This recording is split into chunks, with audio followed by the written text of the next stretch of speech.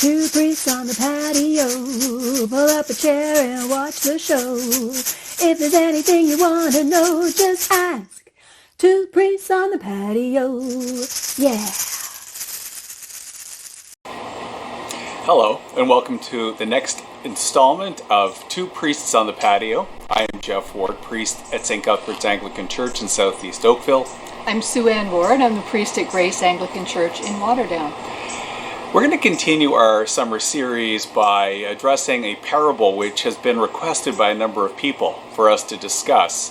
This parable is sometimes referred to as the Prodigal Son, sometimes referred to as the two sons, sometimes the loving father, a whole raft of different ways that it's been described. So Anne's going to read for us this gospel passage from Luke so that we can talk about it. So I'm reading from the NRSV. Luke chapter 15, verses 11 to 32. So then Jesus said, there was a man who had two sons. The younger of them said to his father, "Father, give me a share of the property that will belong to me." So the father divided his property between them. A few days later, the younger son gathered all that he had and traveled to a distant country, and there he squandered his property in desolate living. When he had spent everything, a severe famine took place throughout that country, and he began to be in need. So he went and he hired himself out to one of the citizens of that country, who sent him to his fields to feed the pigs. He would gladly have filled himself with the pods that the pigs were eating, and no one gave him anything. But when he came to himself, he said, "How many of my father's hired hands have bread enough and to spare? But here I am dying of hunger. I will get up and go to my father, and I will say to him, 'Father, I have sinned against you and against heaven. I am no longer worthy to be called your son. Treat me like one of your hired hands.' So he set off and he went to his father. But while he was still far off, his father saw him and was filled with compassion. He ran and he put his arms around him and kissed him. Then the son said to him, 'Father, I have sinned against heaven and before you.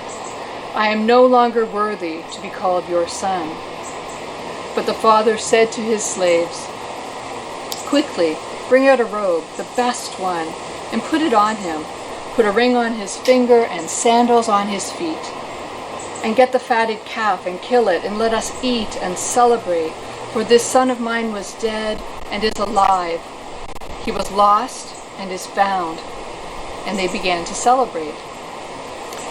Now his elder son was in the field, and when he came and approached the house, he heard music and dancing. He called to one of the slaves, and he asked what was going on. He replied, 'Your brother has come, and your father has killed the fatted calf, because he has gotten him back safe and sound.' Then he became angry, and he refused to go in. His father came out, and he began to plead with him. But the son answered his father, 'Listen, for all these years I have been working like a slave for you, and I have never disobeyed your commands. Yet you have never given me even a young goat so that I might celebrate with my friends. But when this son of yours came back, who has devoured your property with prostitutes, you killed the fatted calf for him.' Then the father said to him, 'Son, you are always with me, and all that is mine is yours. But we had to celebrate and rejoice because this brother of yours was dead and has come back to life. He was lost and has been found.'" The Gospel of Christ. Thanks be to God. This parable is one that is pretty well known and is read a couple of times usually throughout our year, always in the season of Lent. This parable is one of three parables. It's the third in a series that are told together by Jesus as he's talking with his disciples in the presence of the Pharisees. There's the parable of the lost sheep and the parable of the lost coin, and then there's this parable. This is a parable I think that most people at that time would have been able to relate to well, at least this whole concept of the story that happens. But Jesus is also, again, trying to teach and trying to answer questions that were being asked by people that were present. So there's lots of things that can be talked about with this parable. You can talk about things like moral and religious failure, sin and repentance, separation and reconciliation. You talk about forgiveness and grace and just any number of theological things can be pulled out of this one beautiful story of grace, truly God's grace. And I think, it depends on whose perspective you approach the story with. You were mentioning a few minutes ago about all the different names for the story. And depending on what you call this parable, it has to do with what you emphasize as being the main character and the main themes in the story. So many folks have called it the Prodigal Son, and perhaps that's because you have some lost things, you get the lost coin and then you get the lost son. But I think it's even more interesting to approach this from some of the other perspectives. What do you think the dad's all about? Well, so we think that the dad is at least supposed to be a representation of God in this story, and that the dad is demonstrating an extravagance of grace toward everybody. And it's most obvious, we think, in the story that he's showing that toward prodigal son, the lost son, the one that takes his inheritance and leaves as though his dad's already died. But there's also this amazing grace that he offers to his other son, and this father is demonstrating, or this representation of God is demonstrating, that regardless of whether we're always doing, quote, the right thing, or we are doing bad things, the wrong thing, God's always extending that grace. God is always loving us.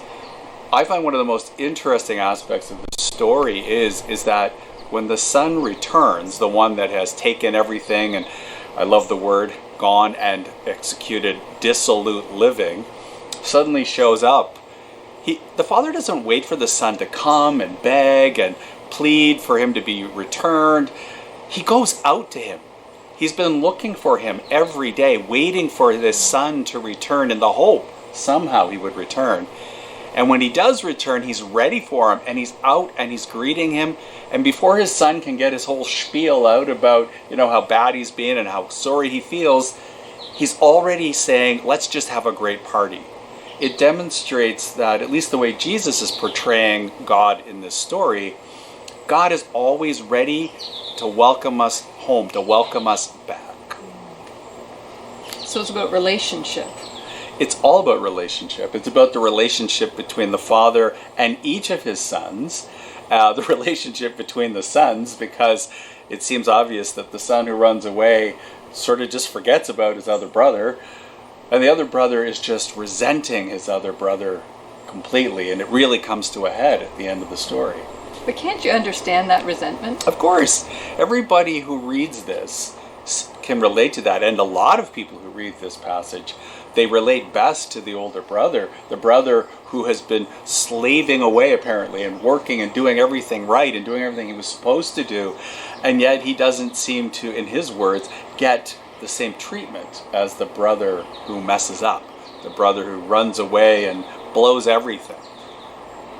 And yet he's the one who has had the relationship of love and closeness with his dad for such a long time. For however many months or years the younger brother was absent, the older brother was still in relationship, knew that his future was secure, and knew that he was loved by his father. It reminds us of how when people get into a groove and they kind of go through the motions, they become complacent about what they have, right? So he's he's resentful because he's saying, well, I'm doing all these things as though they were a burden on him instead of a privilege for him, right? A benefit to him. And yet every day it was. He always knew that he had food. He always knew he had shelter. He always knew he had a future.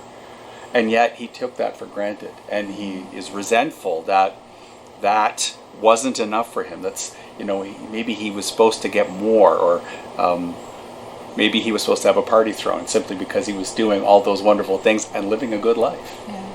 But it seems to me like he didn't appreciate the relationship that he had with his dad, and that he had some kind of idea about if he followed all the rules, if he did what he was supposed to do, then he should be rewarded for that. And to my mind, and I've heard it mentioned in commentaries, the older brother could represent the Pharisees that Jesus had so much trouble with because they kept trying to follow the letter of the law and not the spirit of the law.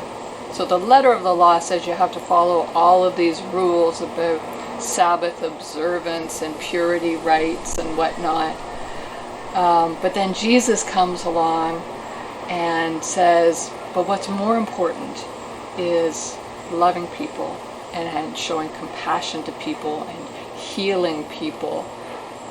And I see that very thing in this story. I also think he's trying to say that for God, maybe, if not the most important thing, certainly more important than following the law, is the grace. Is the showing of grace, is the showing of, a kind of, the forgiveness, right? The idea that all of us are going to mess up, including the older son. And that just because you follow the law doesn't mean that you are doing everything God is hoping you will do, right? Yeah. God is hoping that you'll extend that love and grace to one another as well as God doing that. But what about the idea that you can just do whatever the heck you want,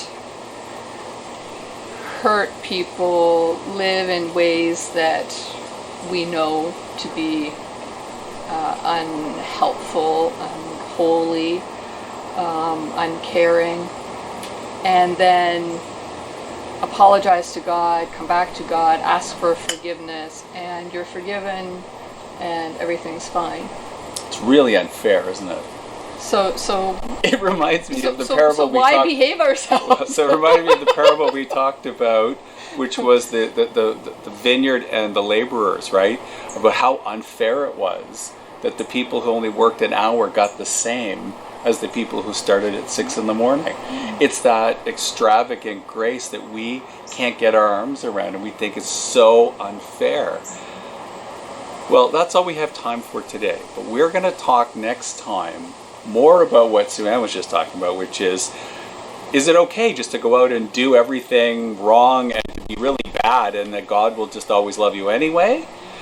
And also, what does it mean for us in our life today, this story that Jesus told about this parable of the prodigal son or the loving father?